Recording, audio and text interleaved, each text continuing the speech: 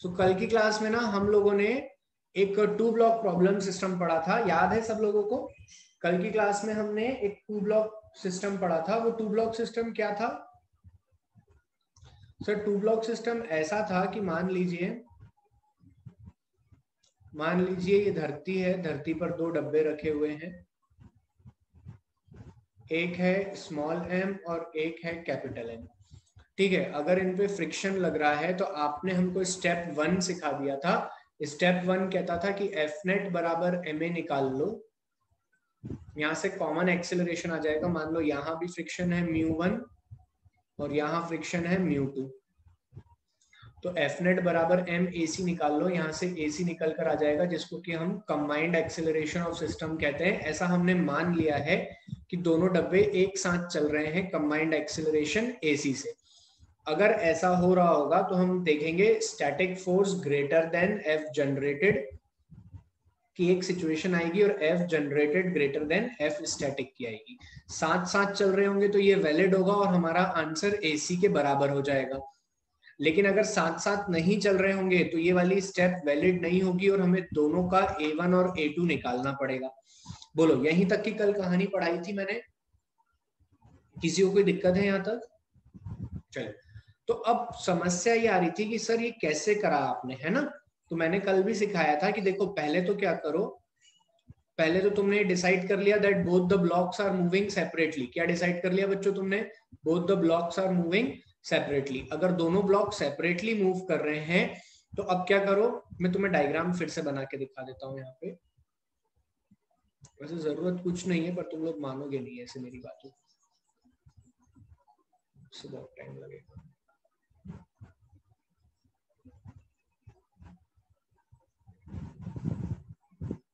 हाँ देखो, ऐसा था अपना क्वेश्चन।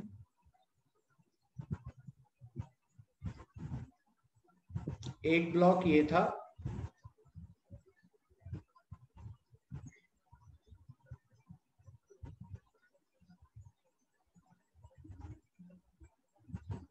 एक ब्लॉक कैपिटल एम था,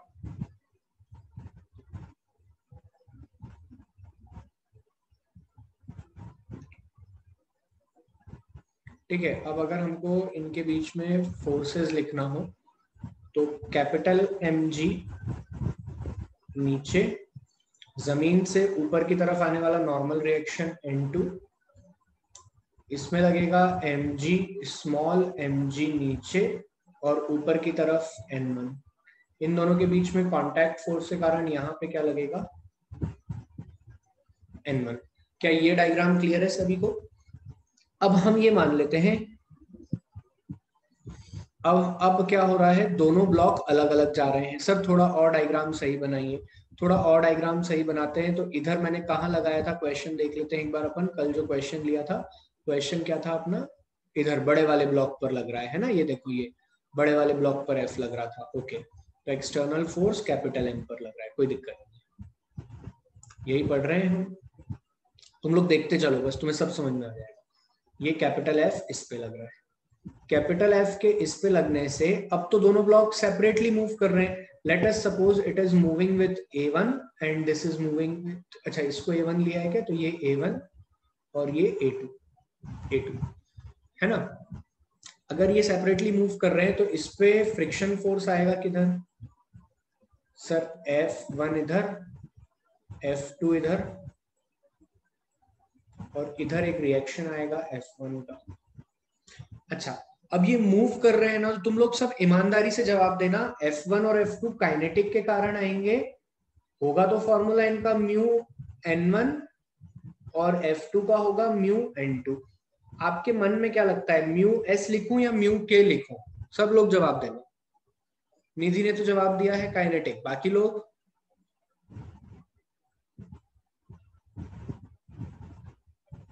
बाकी लोग पूछ रहे हैं निधि कौन है, नालायक को पढ़ लो।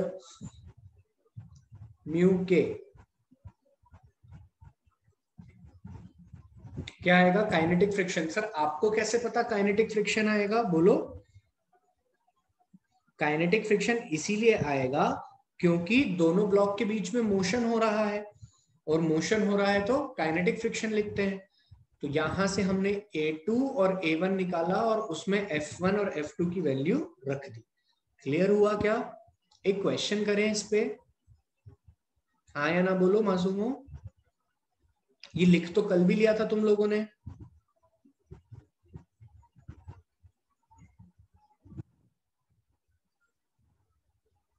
लिखना तो नहीं है, आगे चले।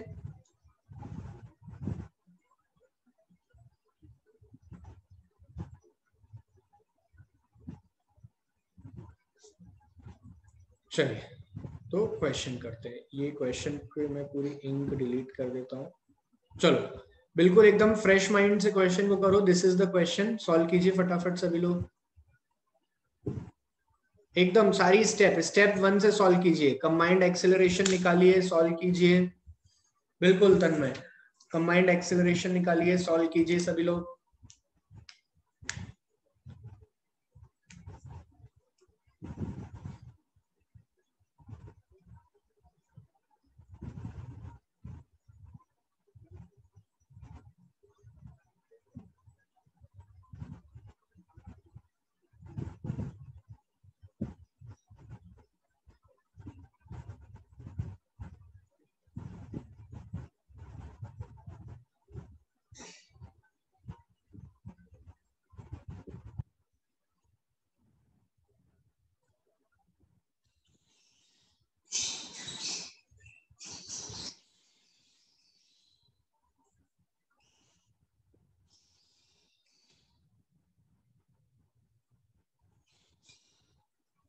चलो आंसर बताओ।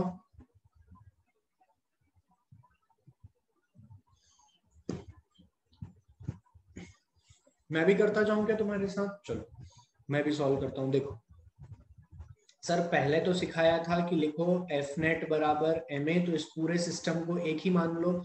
इस पूरे सिस्टम को एक मान लोगे तो एफ नेट बराबर लिखोगे एम ए सी।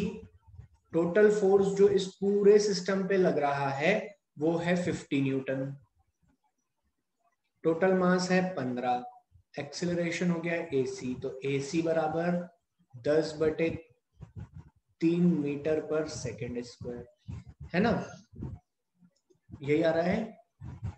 अब इसके बाद क्या करना है? अब इसके बाद सर एक बार ये डब्बा, हम तो स्टेप वाइज चल रहे हैं, हमको नहीं पता क्या होगा। कल की बात कल की थी, आज एक बार और देख लेते हैं। तो सर स्टेप वाइज चलते हैं। तो पहले तो फ्री बॉडी डायग्राम बनाना है दोनों डब्बों का।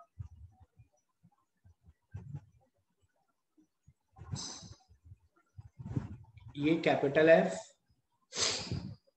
तो इस पे फ्रिक्शन तो इधर लग रहा होगा, ये पक्का होगा।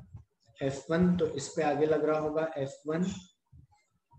नीचे लग रहा होगा 10G, इधर नीचे लग रहा होगा 5G, इधर नीचे लग रहा होगा ऊपर लग रहा होगा एक नॉर्मल रिएक्शन N1, और इधर लग रहा होगा नॉर्मल रिएक्शन N1 का कंपोनेंट और N2। ठीक है, N2 ऊपर लगेगा, सॉरी N2 ऊपर लग रहा होगा। ये सिचुएशन होगी। तो हम पहले, ये 5 kg का डब्बा है और ये 10 kg का डब्बा है। तो अब हम सॉल्व करते हैं फॉर, प्लीज मैं भी चैट नहीं देख पाऊंगा, फॉर 5 kg। अच्छा अब देखो, यहाँ पर आपने बताया था कि उसके लिए सॉल्व करना रहता है सर जिसके ऊपर एक्सटर्नल फोर्स नहीं होता। तो इसके लिए सॉल्व करेंगे। अब इसके लिए सॉल्व करेंगे तो क्या लिखेंगे? F1 बराबर क्या लिखेंगे? M। क्या लिखना चाहिए? चलो बताओ यहाँ से। F1 बराबर क्या लिखूं मैं? बोलो ना यार सभी लोग। F1 इक्वल टू कितना लिखेंगे?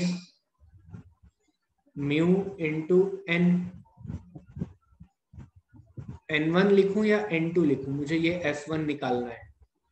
इन दोनों के बीच का फ्रिक्शन निकाल रहे हैं क्या हम? हाँ सर। N1 लिखूं या N2?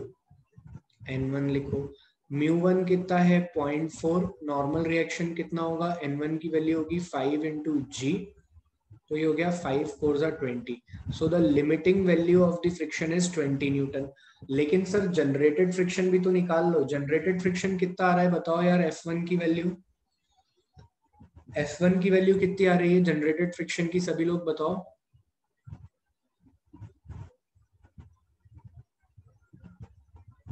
जनरेटेड फ्रिक्शन की वैल्यू कितनी आ रही है? 33.33 न्यूटन, 33.33 न्यूटन।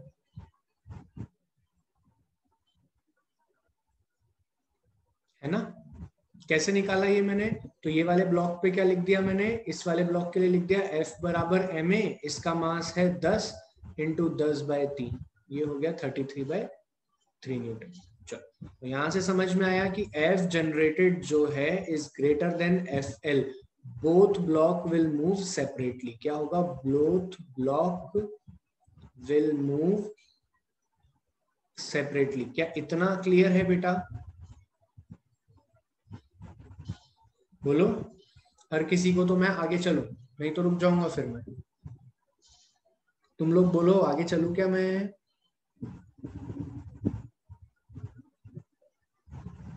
अच्छा, तो इसके बाद क्या करना चाहिए? इसके बाद की स्टेप में सर बड़ी मजेदार है। अच्छा, उसमें ना सर हमको एक बार ये जो हमने करा है, तो हमको क्या करना चाहिए? मान लेना चाहिए कि F1 तो लग रहे हैं, लेकिन ये वाला जो सिस्टम है, ये वाला सिस्टम चल रहा है A1 एक्सिलरेशन से और ये वाला सिस्टम जा रहा होगा A2 एक्सिलरेशन से। सर आपको कैसे पता दोनों आगे चल रहे हैं? तो मेरे भाई आगे जाए या पीछे जाए हमें क्या फर्क पड़ता है? हमें कोई फर्क पड़ने वाला है क्या? हमारा आंसर नेगेटिव आएगा तो हम बोल देंगे पीछे जा रहे हैं। चलो, अब लिखो F net for 5 kg block. 5 kg block के लिए F नेट बराबर M1 A1। तो इस पे नेट फोर्स कितना लग रहा है सर? एक तो F एक्सटर्नल लग रहा है 5 kg के ब्लॉक पे, एक F1 लग रहा है बराबर 5 इंटू A1। A1 कितना आया था? A1 तो निकालना है सर। ठीक है, अब F कितना है? F क्वेश्चन में दिया है 50। समस्या ये है कि इसकी वैल्यू क्या रखें? तो अभी मैंने बताया था इसकी वैल्यू क्या रखना रहती है? म्यू के इंटू एन। लेकिन हमको क्वेश्चन में सिर्फ एक ही म्यू दिया है ना, देखो ध्यान से। तो मैंने बताया था कि जब कुछ ना डिफाइन हो तो म्यू के बराबर म्यू एस होता है। तो यहाँ पे अभी चलेगा, लेकिन अगर एग्जामिनर ना जब एग्जाम में पूछता है तो वो म्यू एस और म्यू के दोनों दे देता है। तो बच्चों अगर वो म्यू एस और म्यू के दोनों दे दे तो याद रखना कि जब सेपरेटली मोशन हो रहा है तो उस केस में फ्रिक्शन म्यू के वाला लेना है। और ये ऑब्वियस भी है, मतलब ये दिमाग में रहना भी चाहिए बात, इसमें कुछ ऐसा नहीं है कि हम रट रहे हैं। 0.4 नॉर्मल रिएक्शन क्या होगा? N1 कितना होगा? 5 इंटू जी बराबर 5A1। तो यहाँ से कितना आ रहा है? 5 4 20/5। A1 की वैल्यू कितनी आ रही है? 30/5, मतलब 6 मीटर प्रति सेकेंड स्क्वायर। आंसर। ऐसे ही A2 की वैल्यू कितनी आ रही है? तो A2 के लिए लिखो फॉर 10 kg ब्लॉक। अब 10 kg ब्लॉक के लिए क्या लिखेंगे? 10 kg ब्लॉक के लिए हम लिखेंगे F1 बराबर 10 इंटू A2। F1 कितना लगना है? अभी निकाला तुमने 20, तो A2 की वैल्यू कितनी आ रही है? 2 meter per second square. This is the answer.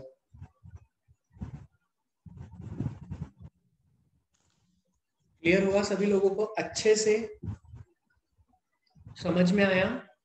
कोई टफ नहीं है सर, एकदम आसान है, बस स्टैंडर्ड प्रोसीजर है जो कि सेल्फ एक्सप्लेनेटरी है। कहीं कोई डाउट है क्या? संजीवनी बोलो। म्यूके वाला रिपीट कर दो।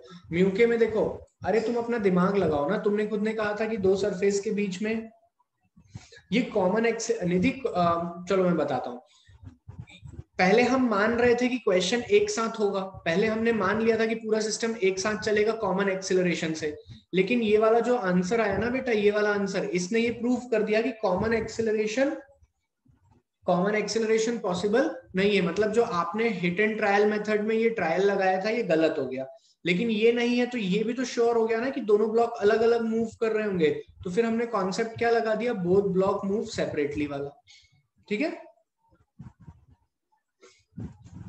म्यू के क्यों लिया? म्यू के इसलिए लिया क्योंकि दोनों सरफेस के बीच में रिलेटिव मोशन हो रहा था। 10 kg ब्लॉक पे देखो, 10 kg ब्लॉक पे एक्स डायरेक्शन में कितने फोर्स आ रहे हैं सर? अगर हम देखें तो 10 kg ब्लॉक पे एक्स डायरेक्शन में फोर्स आ रहा है F1, तो F1 बराबर ma, तो 10 इंटू A2 बराबर 20।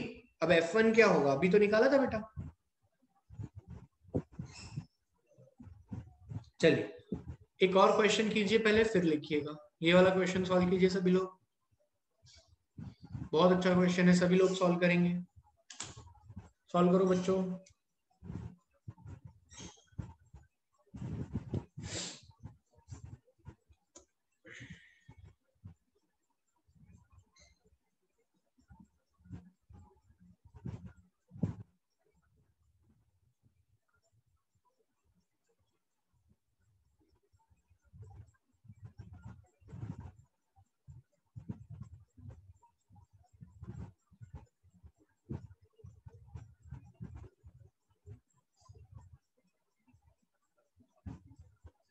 अथर्व म्यू इंटू एन कर ले।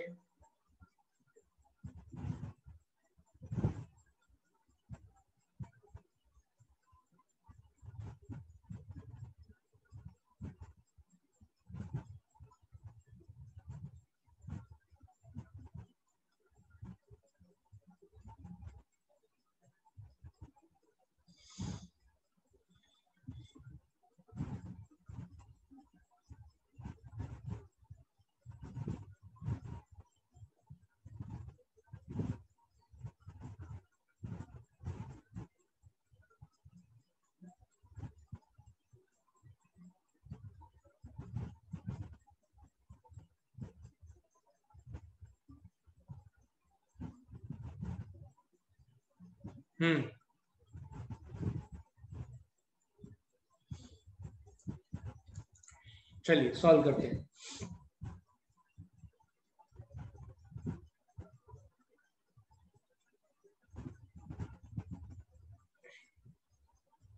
Block A and B of masses 5 kg and 10 kg are placed as shown in the figure.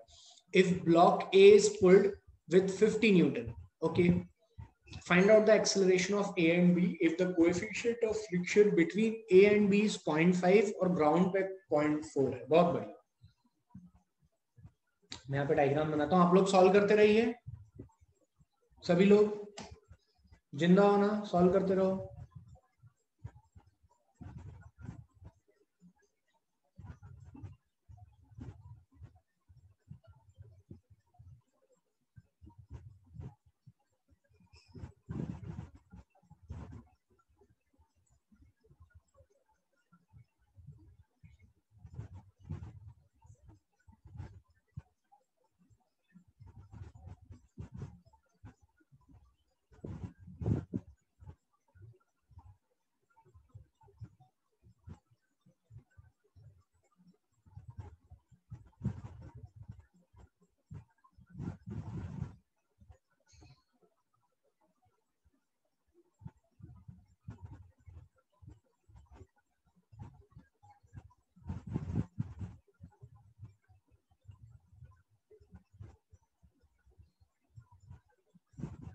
चलिए यहाँ पे फ्रिक्शन है, अभी रुक जाओ, मैं भी सॉल्व कर रहा हूँ। यहाँ पे फ्रिक्शन है 0.4 और यहाँ पे फ्रिक्शन है 0.5, ठीक है। इस पे फोर्स लग रहा है 50 न्यूटन। पहली स्टेप तो हम ले लेते हैं एफ नेट बराबर एम ए।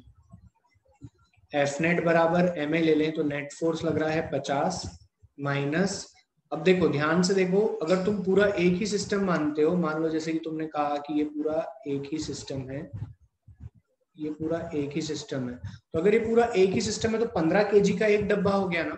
लेकिन अभी 15 केजी के एक डब्बे पे ग्राउंड पे फोर्स है, ग्राउंड पे फ्रिक्शन फोर्स है। इस 15 केजी के एक डब्बे पे इस ग्राउंड पे फ्रिक्शन फोर्स आएगा, तो यहाँ पे तुम्हें अब लिखना पड़ेगा 0.4 mu into normal reaction will be 15 जी। बोलो यार, क्या जो रेड पेन से लिखा है ये समझ में आया? सभी को आना ही चाहिए बेटा। अब कुछ बात ही नहीं बचती है कंफ्यूजन की, सब कुछ क्लियर है पहले से। तो 50 माइनस 15,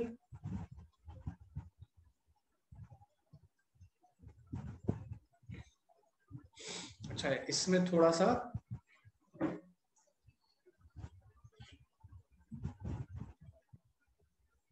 15 पंजे 75, 15 चौक 60।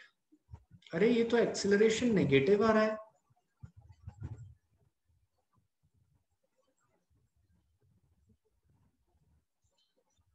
एक्सेलरेशन कैसा आ रहा है? नेगेटिव। क्या करें अब, बोलो यार, बताओ तुम लोग, क्या करना चाहिए? एक्सेलरेशन तो नेगेटिव आ रहा है।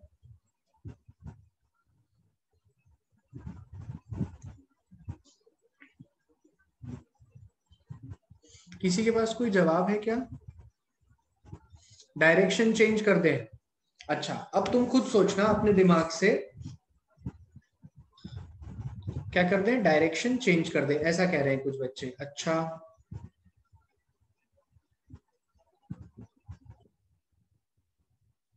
थोड़ा सा लॉजिकली सोचना, तुम लोग जैसा कहोगे, है ना। मतलब ऐसा हुआ कि आज से तुम्हारे घर में ऐसा कोई डब्बा रखा होता और तुम ताकत लगा के 50 न्यूटन से खींचते तो डब्बा पीछे चला जाता।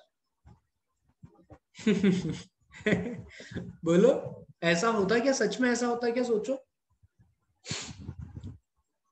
घर वाले तुम्हें कहीं बाबा बाबा के ले जाते, भूत लग गया ऐसा कहते? ये पॉसिबल नहीं है। It means initially block B is at rest. Block B और इस सरफेस के बीच में तो 100% है, मोशन नहीं हो रहा। There is no motion, there is no motion between block B and ground.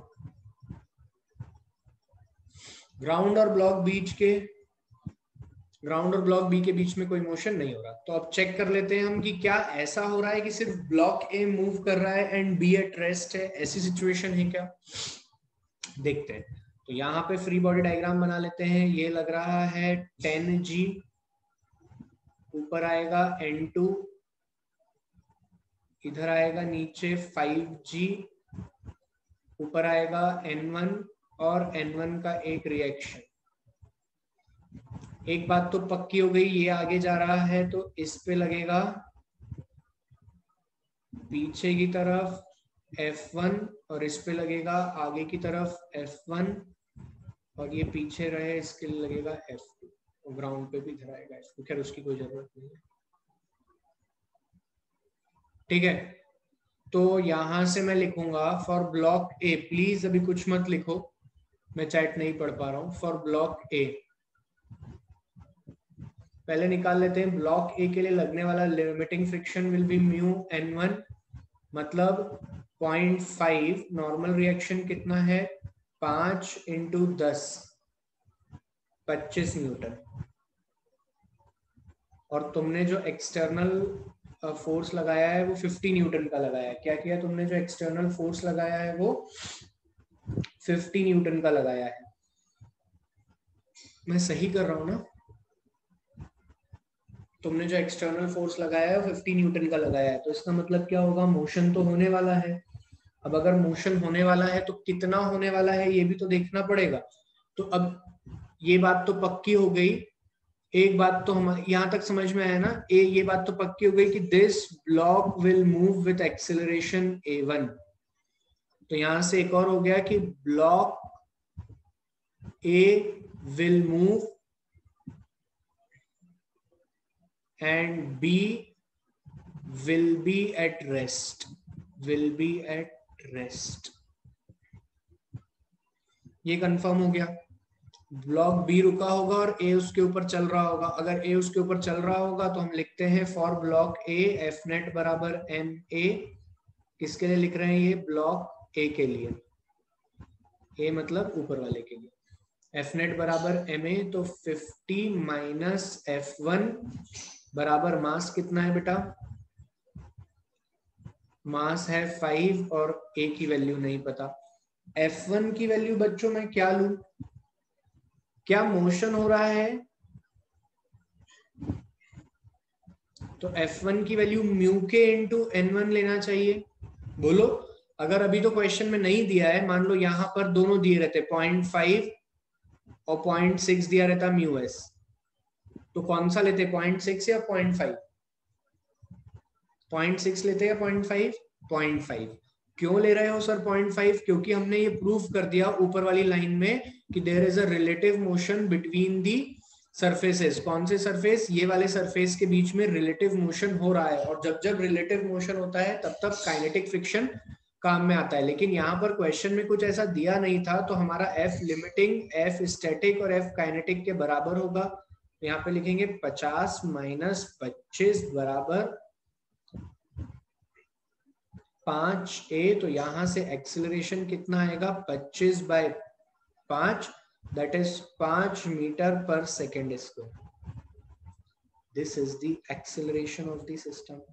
This is the acceleration of block A.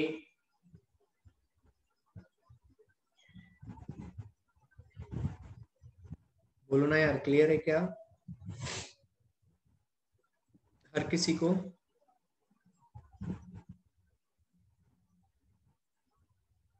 चलो लिखो इसको जल्दी, नहीं लिखना है तो आगे चलते हैं, नेक्स्ट क्वेश्चन करते हैं।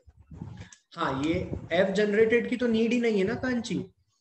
एफ जनरेटेड की नीड ही क्यों है? जब हम पहले ही प्रूफ कर चुके हैं कि नीचे वाला रुका हुआ है और ऊपर वाला चल रहा है, तो अब एफ जनरेटेड क्यों निकालेंगे हम? वेरी गुड ऋषि, वेरी गुड बेटा। चलिए आगे चले।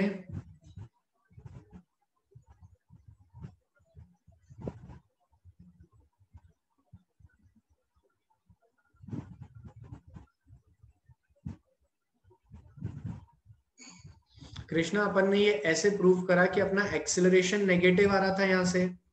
अब नेगेटिव एक्सेलरेशन आ रहा है मतलब डब्बे इधर जा रहे हैं दोनों कंबाइंड में।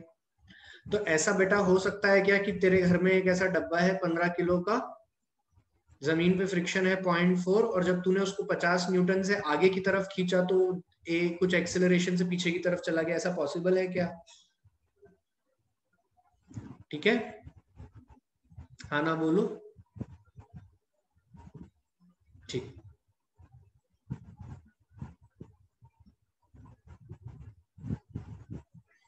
चलिए ये वाला क्वेश्चन कीजिए। ये हो गया ना, ये कीजिए।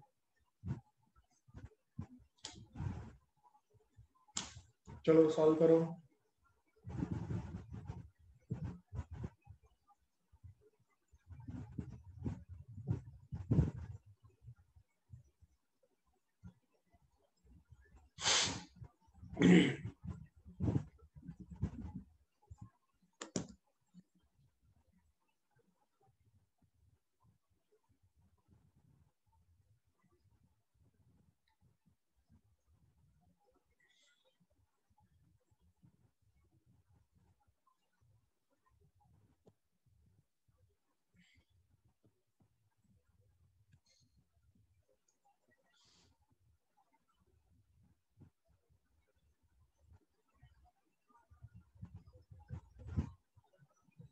चलेगा आयुष, अभी ये क्वेश्चन सॉल्व कर बेटा।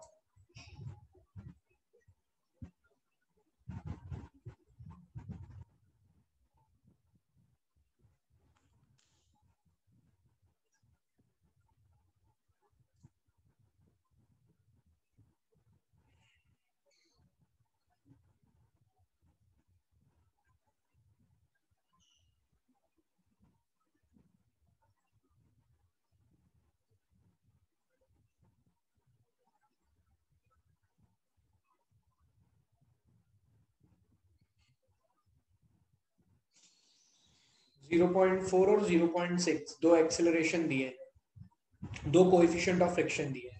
चलिए, so a question is a 100 Newton force is applied on a 10 kg block as shown in the figure. What is the acceleration produced for a slab and a block? देखो पहली बात तो इसको कहते हैं block,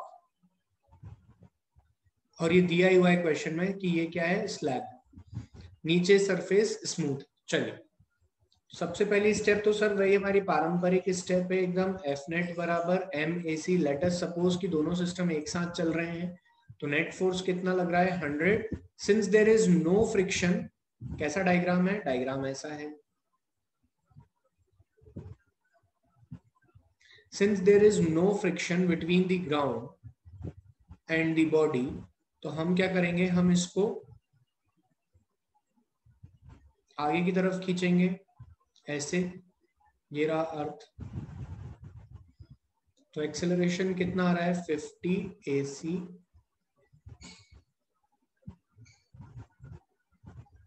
combined acceleration is 2 meter per second square. अच्छा, combined acceleration है। चलो फिर से डायग्राम बनाते हैं। 10 kg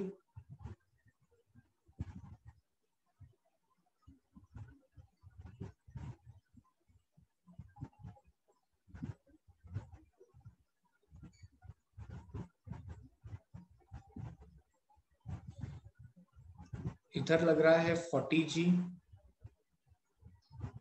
इंटू N1, इधर लग रहा है 10g और ऊपर लग रहा है N1। इन दोनों के बीच में फ्रिक्शन होगा। सर नेट फोर्स लग रहा है 100 पे इधर की तरफ, इधर लग रहा होगा फ्रिक्शन F1 और इस पे लग रहा होगा इधर की तरफ F1। यहाँ पे कोई फ्रिक्शन नहीं होगा। ये हमारा पूरा डायग्राम है। पहले तो हम निकाल लेते हैं F1 इक्वल टू 40 इंटू, चलो पहले लिमिटिंग निकालते हैं। लिमिटिंग कितना होगा? लिमिटिंग होगा म्यू इंटू N1। म्यू कौन सा लूं यहाँ पे, स्टैटिक का लूं या काइनेमेटिक का लूं? बोलो। म्यू की वैल्यू क्या रखूं, 0.6 या 0.4? एस लिखो या 0.6 लिखो, जवाब दो मेरे को जल्दी। Very good. तो 0.6 इंटू नॉर्मल रिएक्शन कितना होगा? सर मास है, ऊपर वाले डब्बे का मास है 10 और इसका है 40। तो डब्बो यहाँ पे क्या लिखेंगे, 10 into 10, 60 Newton. This is the limiting friction.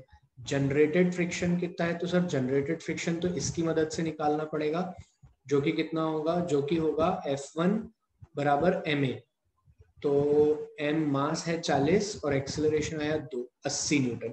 Sir देखो यहाँ पर F जनरेटेड जो है वो ग्रेटर देन है F लिमिटिंग, तो दोनों ब्लॉक जो है ना वो सेपरेटली मूव कर रहे हैं। कैसे मूव कर रहे हैं? सेपरेटली।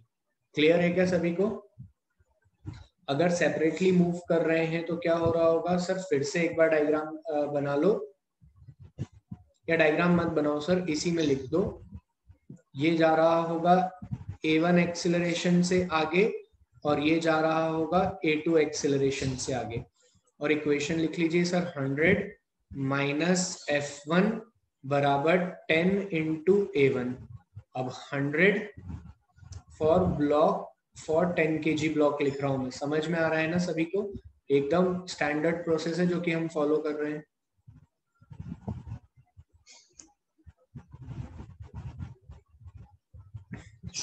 हंड्रेड माइनस F1 में क्या लिखूं, म्यू के इंटू एन या mu S into N?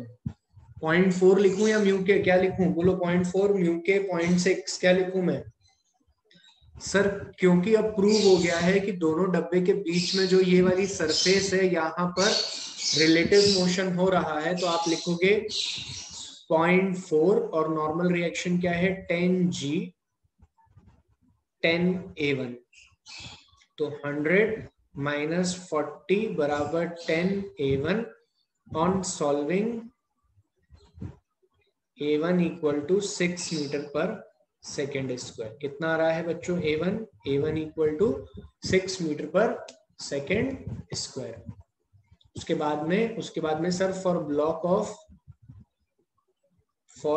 Of 40 kg you will write F1 equal to m की जगह पे अब डायरेक्ट लिख लेते हैं 40 into A2।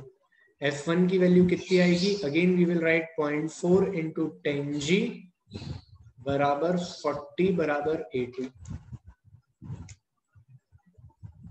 So A2 comes out to be 1 meter per second square. This is the answer. समझ में आया क्या सभी को? एकदम क्लियर है दिमाग में? किसी को कोई दुख है क्या? 1 मिनट का टाइम दे रहा हूं, कॉपी करो जिनको कॉपी करना है। Only 1 minute. सभी को क्लियर होना चाहिए प्रोसेस।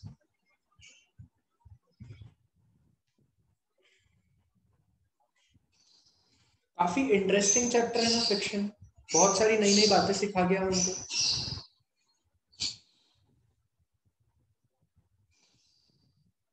ओके, एक सैटरडे को वापस से क्लास होगी आप लोगों की फ्रिक्शन की, जिसमें मैं इंक्लाइंड प्लेन पर फ्रिक्शन लिखना सिखाऊंगा। क्या लिखना सिखाऊंगा? इंक्लाइंड प्लेन पर फ्रिक्शन का डायरेक्शन कब ऊपर लेना है, कब नीचे लेना है, ये सब कुछ मैं इंक्लाइंड प्लेन पे सिखाऊंगा। ठीक है,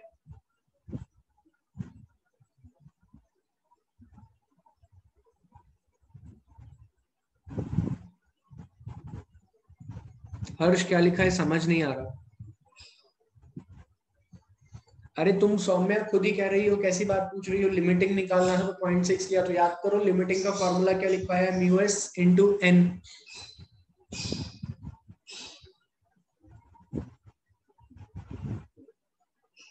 फिर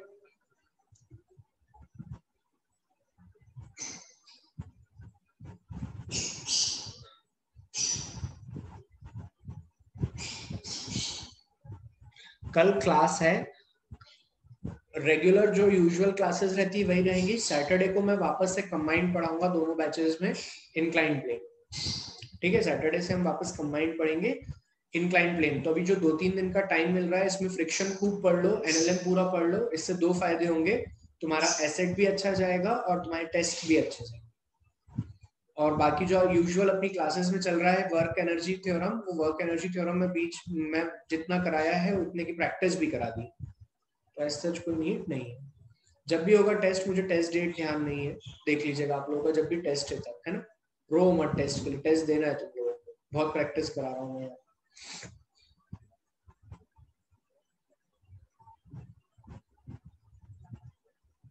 मैं क्या समझाऊं न्यू की वैल्यू में बेटा, पहले मुझे ये बता। न्यू की वैल्यू, अब ये न्यू होता है, अब पढ़ा है हमने कि F equal to mu N लेते हैं। क्या पढ़ा है हमने कि F equal to mu N लेते हैं, तो वही कर रहा हूं मैं यार। मैं क्या बताऊं इसमें, बता, है ना। F equal to mu N लेते हैं, तो ये जो म्यू होता है ये कोएफिशिएंट ऑफ फ्रिक्शन होता है, इसकी वैल्यू दी हुई है स्टैटिक और काइनेटिक। चलिए नेक्स्ट क्वेश्चन करेंगे, बहुत टाइम दे दिया। सॉल्व कीजिए।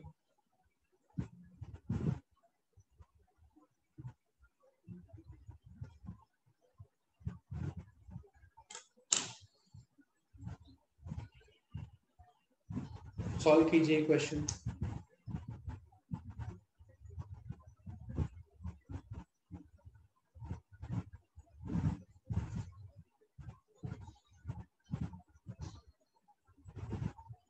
बोलो।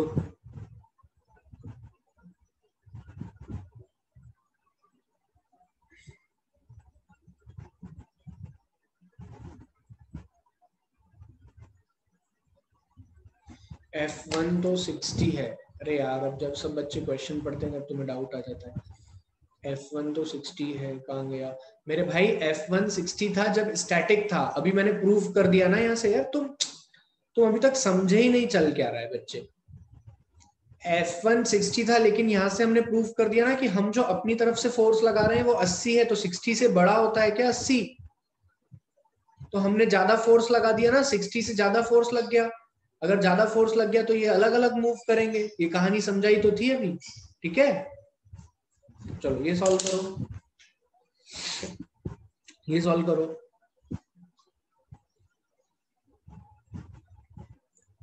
ठीक है बेटा।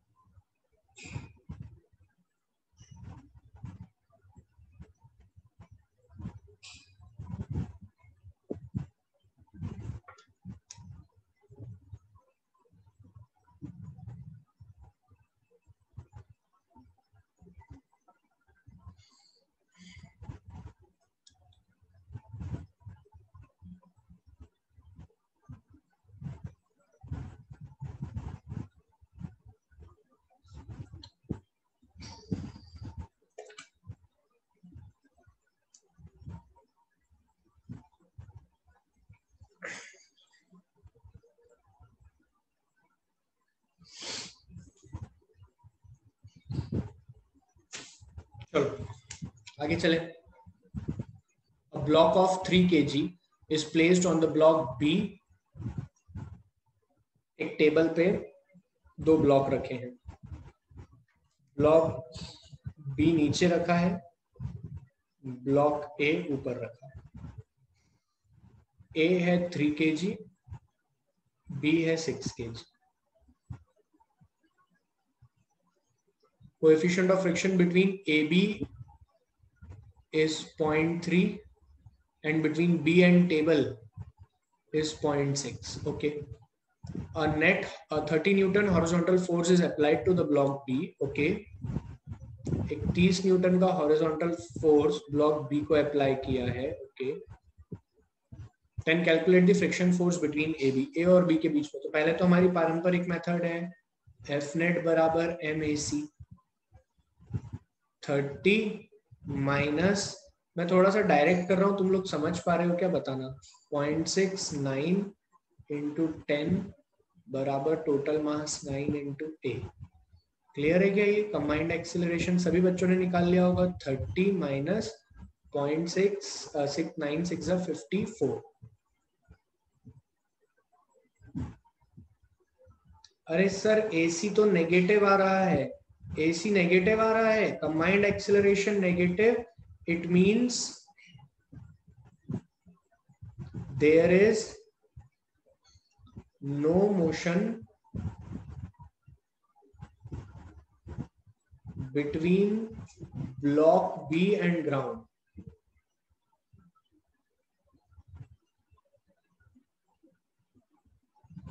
Between block B and ground, block B at rest. Hence ये तो एक तो बात पक्की हो गई, block B at rest, block B at rest. चलिए आगे चलते हैं। तो अब फ्री बॉडी डायग्राम बना लेते हैं। ये है F इक्वल टू 300 न्यूटन, इधर लग रहा है एक फ्रिक्शन F1 और इधर लग रहा है एक friction F2, sorry F1, sorry F, और ये जा रहा है A एक्सेलरेशन से, इधर लग रहा है mg, इधर लग रहा है n। यहां से लिखोगे F1 बराबर ma, इसकी वैल्यू कितनी होगी म्यू इंटू एन, मतलब 0.3। नॉर्मल रिएक्शन का मास, नॉर्मल रिएक्शन की वैल्यू कितनी, मास इंटू जी बराबर मास इंटू ए। 3 से 3 गया तो acceleration equals to 3 metre per second square.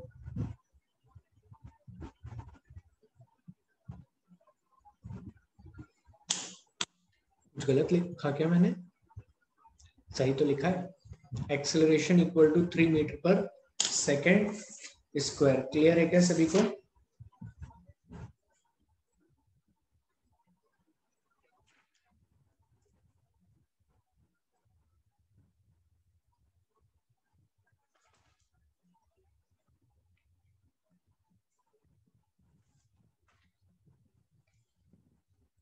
अच्छा 30 है, हाँ सॉरी, कुछ गलत हो गया क्या?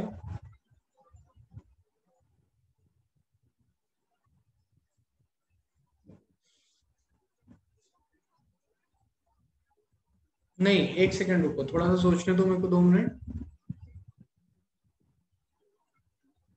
इसमें थोड़ा सा समझना पड़ेगा, 2 मिनट रुको।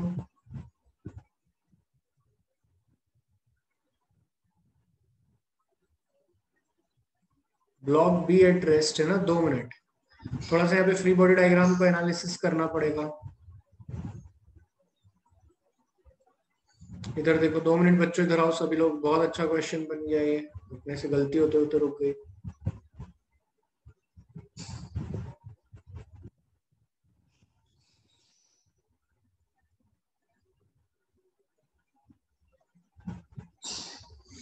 F इक्वल टू कितना आया, 30 न्यूटन। यहां पर भी जो फ्रिक्शन आ रहा होगा कितना होगा, अभी प्रूफ कराना हमने, कोई रिलेटिव मोशन नहीं हो रहा है इनके बीच में, तो मैक्सिमम फ्रिक्शन जो जनरेट हो रहा होगा वो कितने का होगा, 30 न्यूटन का मानते हो।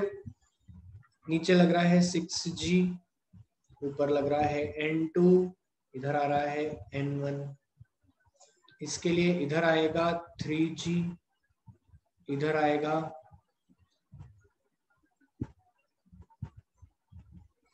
अब मुझे एक बात बताओ, क्या ये मूव कर रहा है सिस्टम? क्या ये सिस्टम मूव कर रहा है? नहीं, नीचे वाला तो नहीं कर रहा फॉर श्योर। जब नीचे वाला मूव नहीं कर रहा, इसका मतलब क्या हुआ? तुमने फोर्स भी नीचे वाले पे लगाया, तुमने फोर्स भी नीचे वाले पे लगाया और वो मूव भी नहीं करा, तो ऊपर वाले को क्या फर्क पड़ना है? ऊपर वाले पे तो कोई फ्रिक्शन जनरेट ही नहीं हुआ ना, टेंडेंसी है स्लिप। अगर यहाँ पे मान लो ये आ जाता, मेरी बात सुनना एक सेकेंड, एक्सेलरेशन पॉजिटिव आ जाता, तुम्हें मेरी बात सुनना पड़ेगी, अपनी चैट करना बंद करो, है ना?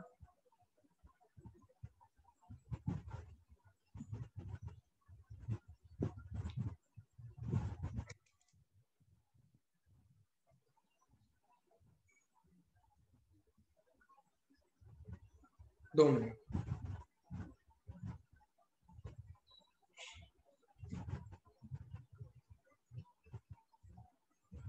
हाँ, तो तुम्हें बात समझना पड़ेगी कि मान लो यहाँ पे 30 न्यूटन है और ये भी 30 न्यूटन है, तो ये वाला डब्बा तो प्योरली रेस्ट पे है। क्या है?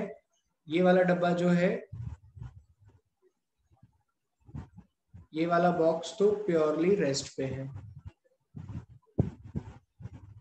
अगर ये वाला डब्बा प्योरली रेस्ट पे है, तो जब ये मूव ही नहीं कर रहा, तो यहाँ पे कोई टेंडेंसी ऑफ मोशन भी नहीं है और रिलेटिव मोशन भी नहीं है। अगर रिलेटिव मोशन नहीं है, तो हम यहाँ क्या लिखेंगे कि F तो 0 है, क्योंकि फ्रिक्शन जनरेट ही नहीं हुआ। So between A and B there is no friction.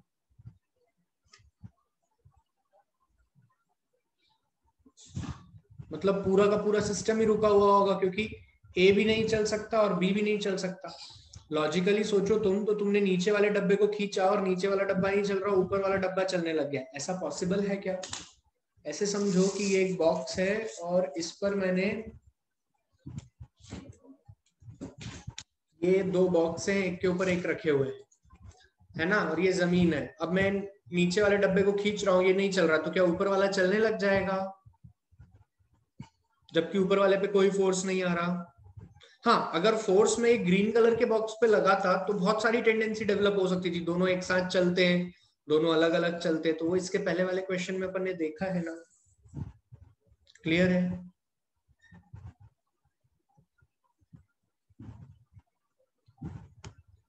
Mark this question as important और ये क्लास कॉपी में लिख लो अगर चाहो तो।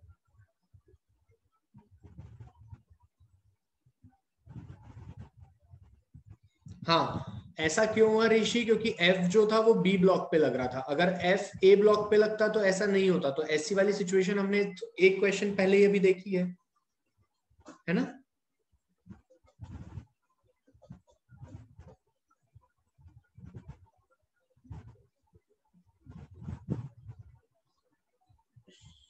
आगे चले।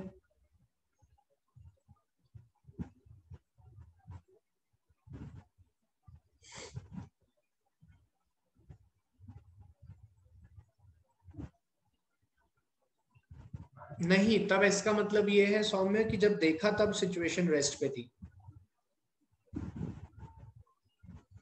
चलिए ये वाला सॉल्व कीजिए।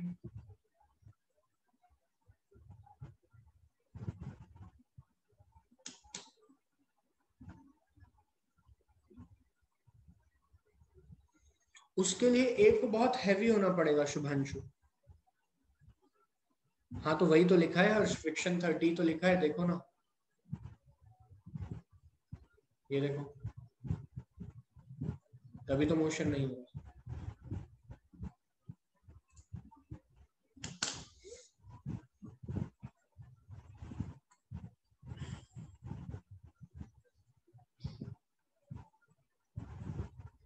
अरे वो 0 तो लिखा है बेटा, मासूम, इतना दिमाग लगा।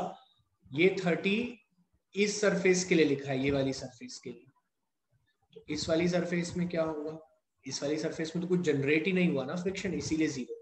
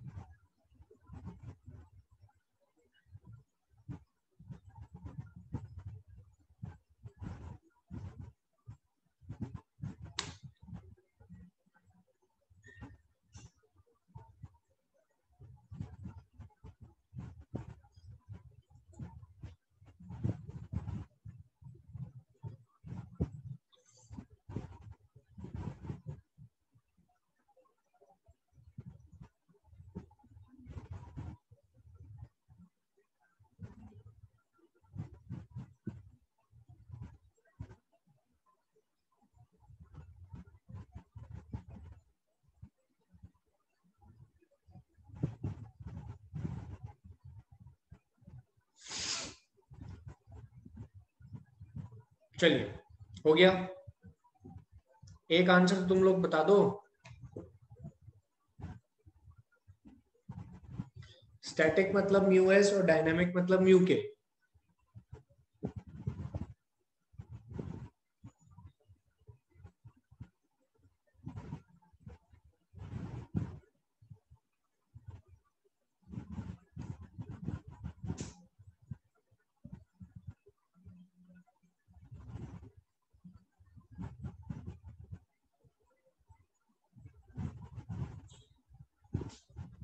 Two block A and B are at rest over a smooth plane.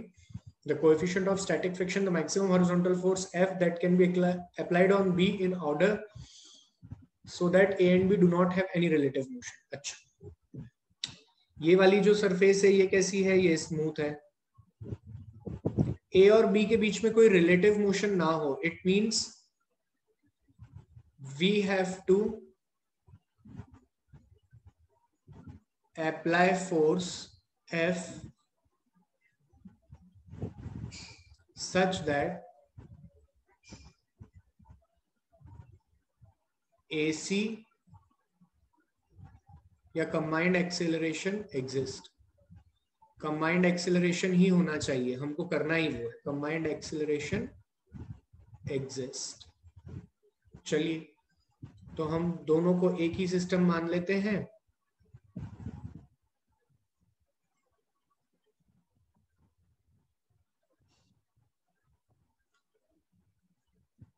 ये हो गया 10 kg,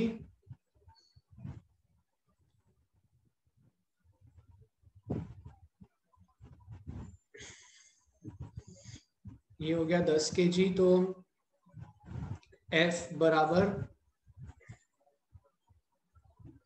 टोटल मास है 10 और एक्सेलरेशन है AC। अब ना F पता है ना AC, तो दोनों को अलग अलग ड्रॉ करो।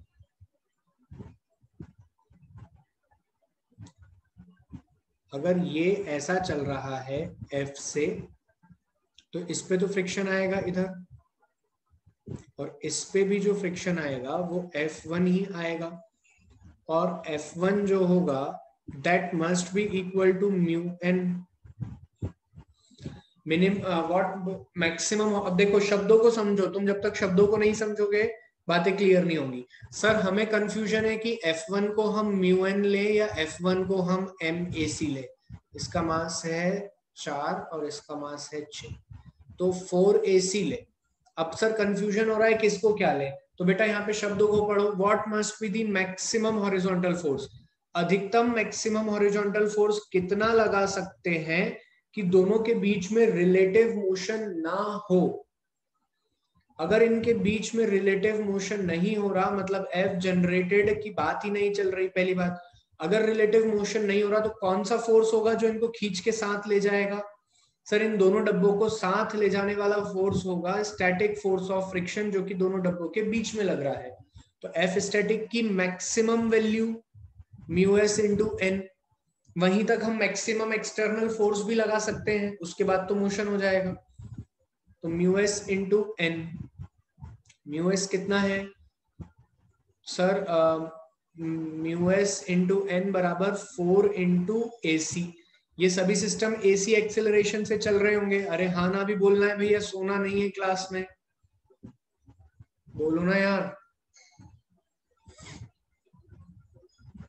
सॉरी मैं क्या कर रहा हूँ, हाँ सही है, 1-2 मिनट। म्यू इंटू एन, सब सही है सही है, AC से चल रहा है ना ये सिस्टम, बिल्कुल।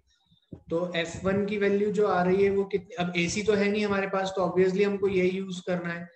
तो F1 म्यू कितना है? 0.3। नॉर्मल रिएक्शन कितना हो जाएगा 40 का? 12 न्यूटन।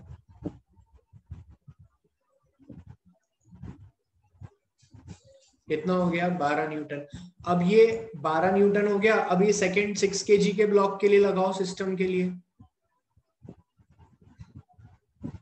सर अगर 6 kg के लिए लगाएंगे हम, तो हम क्या लिखेंगे? F माइनस F1 बराबर 6 इंटू AC। F1 होगा कितना? F1 होगा 12 न्यूटन, 6, और AC तो हमें पता ही नहीं है। अब क्या करें, फंस गए हम तो।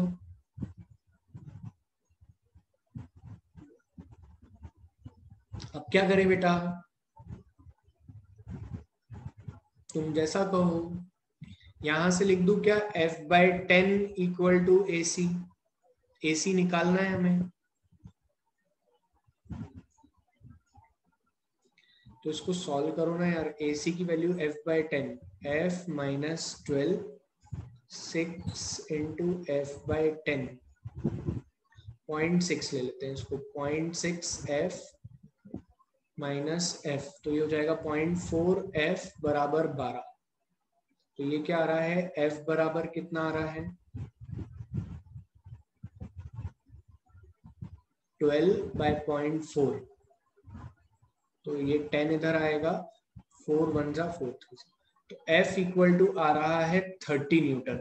मतलब आप अधिकतम फोर्स F कितना लगाओगे, अगर 30 न्यूटन लगाओगे तो दोनों डब्बे एक साथ चलेंगे। हाँ कृति, वैसे भी कर सकती हो, कोई दिक्कत नहीं बेटा, यू आर राइट, उधर से भी कर सकती हो, मैंने ऐसे कर लिया। क्या इतनी बात आई समझ में सभी को? अरे अथर्व, पूरे सिस्टम का ही तो लिया है भाई, किस दुनिया में जी रहा है। स्टेप 1 पूरे सिस्टम का, फिर इंडिविजुअल का, फिर वही करा है, इंडिविजुअल में वैल्यू रखी F की और सॉल्व कर दिया। चलिए समझे इतना सभी लोग, क्लियर है इतनी कहानी। KGF तुम लोगों को सर ने नहीं पढ़ाया क्या क्लास में?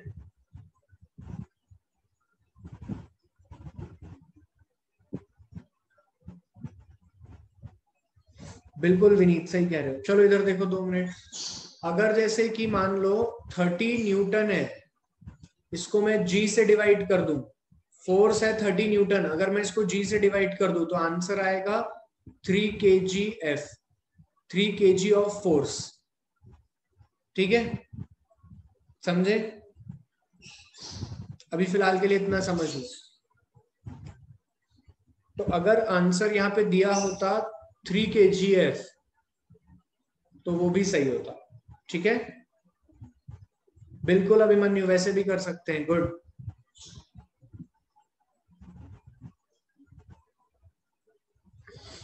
यहां तक कहानी समझ में आ गई। This is the last question which you have to solve now.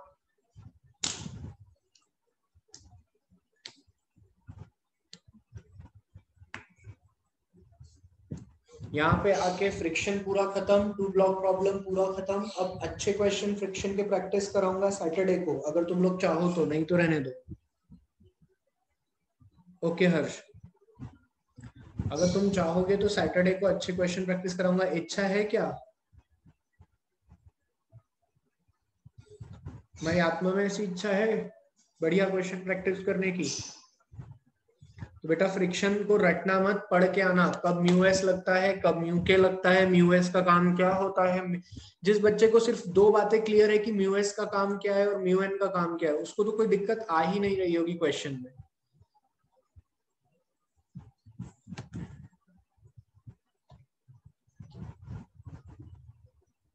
चलो पहले ये सॉल्व करो।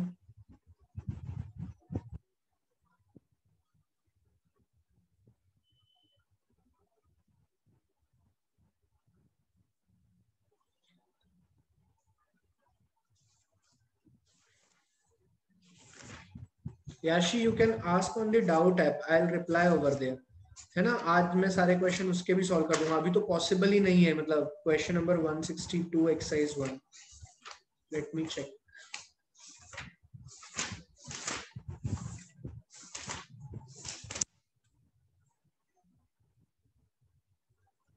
एक ही तो क्वेश्चन है बेटा, वो तो खुद सॉल्व कर फिर से, है ना। एक ही क्वेश्चन दिया हुआ है अपने मॉड्यूल का, बाकी तो मैं सारे प्रैक्टिस करा चुका हूँ। एक क्वेश्चन तो सॉल्व कर, फिर से कर, होने दे, गलत हो रहा है तो 1-2 बार करेगी, सही आ जाएगा। एटलीस्ट यू विल लर्न कि क्या गलतियां हो रही है, इन्हें नहीं करना है। नहीं तो ऐप पे भेज देना, I will reply over there.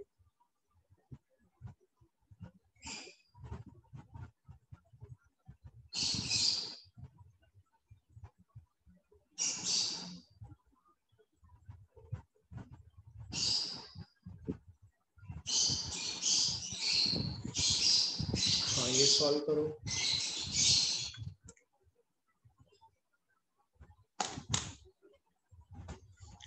चलो जल्दी करो सॉल्व।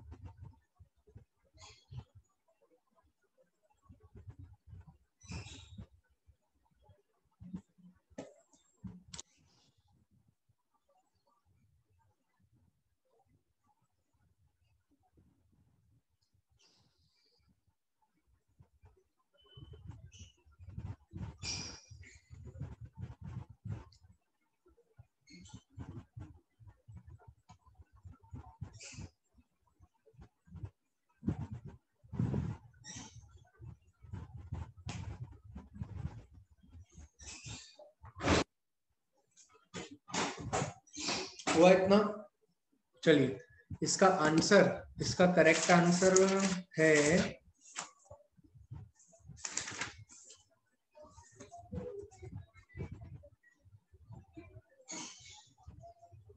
41 कुछ आएगा, 125/3। चलिए जिन बच्चों को नहीं बना देखो इधर, वैसे तो बनना चाहिए था। सर दोनों डब्बे एक साथ मूव कराना है, साफ कहा है, ब्लॉक मूव टुगेदर, चाहता है कि दोनों डब्बे एक साथ मूव हो। बोलो डब्बो। तो सर आप तो इक्वेशन लिखो ना, क्या लिखोगे इक्वेशन? इक्वेशन लिखोगे एफ नेट बराबर M A C, net force पता नहीं, टोटल मास कितना हो जाएगा 10 और 5 15 25 AC, तो F/25 equal to combined acceleration, पहली इक्वेशन। सर अब दोनों का अलग अलग फ्री बॉडी डायग्राम बनाओ। इस पे लग रहा है F, तो पीछे लगेगा F1, इस पे लग रहा है F1। मान लीजिए दोनों डब्बे ए एक्सीलरेशन से आगे जा रहे हैं, F1 बराबर कितना होगा, म्यू इंटू एन बराबर एम ए सी, है ना। यहां से भी थोड़ा आसान हो जाएगा अगर सॉल्व कर ले तो। म्यू की वैल्यू है पॉइंट, मैंने दो मेथड बता रहा हूँ, एक यहां से भी कर सकते हो, 0.25। नॉर्मल रिएक्शन कितना आएगा, तो सर यहाँ पे लग रहा है 15G N1 और ऊपर लग रहा है N2, इधर लग रहा है 10G और ऊपर लग रहा है N1। तो यहाँ पर म्यू इंटू N1 लेना पड़ेगा क्योंकि इन दोनों सरफेस के बीच का फ्रिक्शन लिख रहे हैं। तो 10 इंटू 10 बराबर मास है 10 इंटू AC, 10 से 10 गया तो 2.5 का एक्सेलरेशन आ रहा है। क्या आ रहा है, 2.5 का एक्सेलरेशन। तो ये आ गया F is equals to 25 into 2.5 10, 625/10। ये क्या आ रहा है, कुछ गलती हुई क्या? हाँ हुई। एक दो मिनट।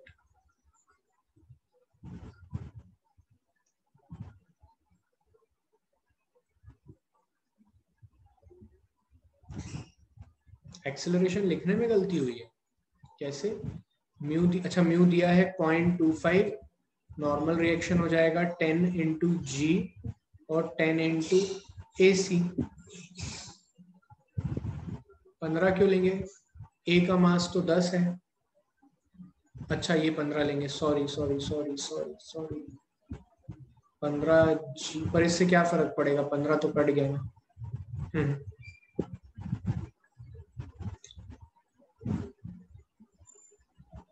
मैं कुछ गलत कर रहा हूँ क्या? F1 बराबर, हाँ गलती बहुत हो रही है, ध्यान से करो सर।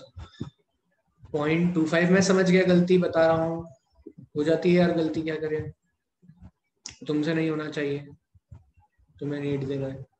15AC, अब सही लिखा है क्या? ये F1 सही लिखा है मैंने, ध्यान से देखो सभी लोग, सभी लोग बोलो F1 सही लिखा है क्या? तो AC की वैल्यू कितनी आ रही है, 25/15, 5/3। किसी को डाउट हो तो बोलो, मैं फिर से एक्सप्लेन कर दूंगा बेटा। यहाँ पे कोई डाउट है? हाँ अश्विन सिंह देखो, अरे तुम लोग है ना भूल गए हो, ऐसे भूलोगे तो जीवन कैसे चलेगा? अभी तो 11वीं के बाद 12वीं की भी फिजिक्स आएगी। ये m मास का डब्बा है, ध्यान से देख,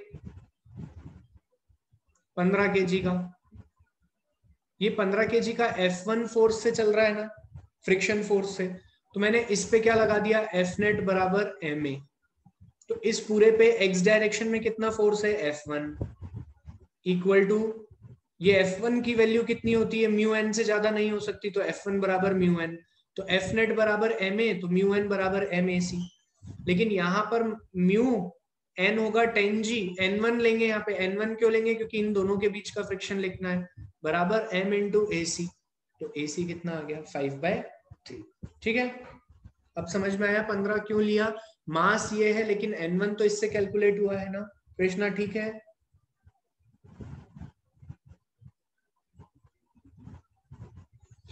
अब इसके बाद में AC की वैल्यू को यहां रखो, तो F बराबर 25/5/3, 125/3 Newton. So this is the maximum force जिससे आप खींचोगे तो दोनों ब्लॉक एक साथ मूव करेंगे। हाँ, इससे ज्यादा अगर आपने लगाया तो दोनों अलग अलग वैल्यू से मूव करेंगे। यहाँ पे आके 2 ब्लॉक प्रॉब्लम समाप्त होता है। This is all for today's class.